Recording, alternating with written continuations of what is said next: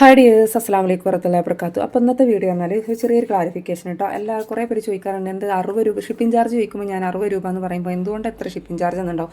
അപ്പോൾ ഇതിൻ്റെ ഒരു ഡീറ്റെയിൽസ് വീഡിയോ ചെയ്തിട്ടുണ്ട്. ഡീറ്റെയിൽസ് എല്ലാം ഞാൻ ഷോർട്ട് വീഡിയോ ചെയ്തിട്ടുണ്ടായിരുന്നു, പോസ്റ്റ് ഓഫീസ് പണി തന്നു എന്നുള്ളത്. കാരണം ഓണം സീസണിൽ അറിയാമല്ലോ, എല്ലായിടത്തും അപ്ഡേഷൻ നടക്കുന്നുണ്ട്. അപ്പോൾ ഇത് നമുക്ക് പോസ്റ്റ് ഓഫീസുകാർ 1-2 പേജ് തരുള്ളൂ. എനിക്കിപ്പോൾ ഇത്രയും ഇത് അയക്കേണ്ടി വന്നു. അപ്പോൾ ഇതിനൊക്കെ നമ്മൾ ഫോട്ടോസ്റ്റാറ്റ് എടുത്തിട്ട് വേണം അയക്കാൻ. അതായത് ഫോട്ടോസ്റ്റാറ്റിന് അറിയാമല്ലോ ക്യാഷ് എത്ര വരുന്നുണ്ടെന്ന്. ഈ ഫോട്ടോസ്റ്റാറ്റ് ഞാൻ ഇവിടെ എൻ്റെ അഡ്രസ്സ് എഴുതണം, പിന്നെ മറ്റേ 2 അഡ്രസ്സ് ഇവിടെ എഴുതണം. ഇതിലൊക്കെ ഫില്ല് ചെയ്യാനുണ്ട് കേട്ടോ, അത് വേറെ കാര്യം. പിന്നെതാ ഞാനിപ്പോൾ ഇപ്പോൾ എന്താ ചെയ്യുന്നത് വെച്ചാൽ, ഇത് നിങ്ങൾക്ക് പാർസൽ കിട്ടുമ്പോൾ ഈ ഒരു പേപ്പർ ഉണ്ടാവില്ല. കാരണം അത് ഇവിടെ അവർക്ക് ഇവിടെ പോസ്റ്റ് ഓഫീസ് അയക്കുന്ന പോസ്റ്റ് ഓഫീസിൽ പറിച്ചൊട്ടിക്കാനുള്ളതാണ്. അപ്പോൾ അതുകൊണ്ട് നമ്മളിവിടെ ഞാൻ ആദ്യം ഒട്ടിച്ചാൽ കൊടുത്തിട്ടുണ്ടായിരുന്നു. പിന്നെ അവർക്ക് എനിക്ക് തോന്നി അവർ പറിച്ചെടുക്കുമ്പോൾ ഡാമേജ് വരും കവറിന്.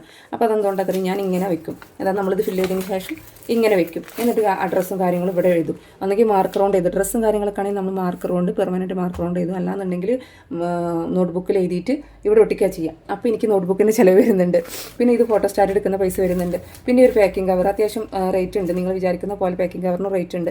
പിന്നെ ഞാനിപ്പോൾ നമ്മൾ സാധാരണ നോർമൽ പോസ്റ്റ് ഓഫീസിൽ നമ്മൾ പോവില്ല, നമ്മൾ ടൗണിൽ തന്നെ പോകണം. അപ്പോൾ നമ്മൾ ഒരു 2-3 രൂപ അവിടെ എടുക്കുന്നുണ്ട്. അപ്പോൾ അറിയാലോ, നിങ്ങൾ തരുന്നതാ 52 രൂപയൊക്കെയാണ് ഓരോ ഇതിന് വരുന്നത്. ഈ 60 രൂപയിൽ ഞാൻ വാങ്ങുന്നുള്ളൂ. അപ്പോൾ നിങ്ങൾ ആലോചിച്ച് നോക്കൂ, 52. പിന്നെ ഞാൻ ഒരു 5 രൂപയെങ്കിലും എനിക്ക് ഇതിനും പിന്നെ ഈ എന്താ പറയുക 5 രൂപ പാക്കിംഗ് കവറിന് 5 രൂപ പെട്രോൾ കാശും ഈ ഒരു സാധനത്തിനും, അതായത് ഇതും. അല്ലാന്നുണ്ടെങ്കിൽ നമ്മൾ മെറ്റീരിയൽസിൻ്റെ റേറ്റ് കൂട്ടണം. റേറ്റ് നമ്മൾ അത്രയും മാക്സിമം റേറ്റ് ഹോൾസെയിൽ പ്രൈസിനാണ് എല്ലാം കൊടുക്കുന്നത്. റേറ്റ് കൂട്ടിയിട്ടാണെന്നുണ്ടെങ്കിലും ഓക്കെ, നമ്മൾ റേറ്റ് കുറച്ചിട്ടല്ല കൊടുക്കുന്നത്.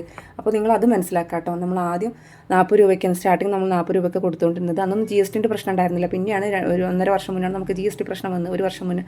അപ്പോൾ നമ്മൾ 40-ൽ 50 ആക്കി. ഇപ്പോൾ ഈ ആഗസ്റ്റ് മാസത്തോട് കൂടിയാണ് നമ്മൾ 60 ആക്കിയിട്ടുള്ളത് കേട്ടോ. അപ്പോൾ കുറേ പേര് എത്ര ഷിപ്പിംഗ് ചാർജും ചോദിക്കും. ഒരു ബാംഗിൾസ് ഓർഡർ ചെയ്യുള്ളൂ, എത്ര ഷിപ്പിംഗ് ചാർജ് പറയുമ്പോൾ 60 രൂപ എന്ന് പറയുമ്പോൾ എന്നാൽ വേണ്ട, അതോ എന്നിട്ട് കണ്ണു നല്ല ഇമോജിയൊക്കെ ഇടുക.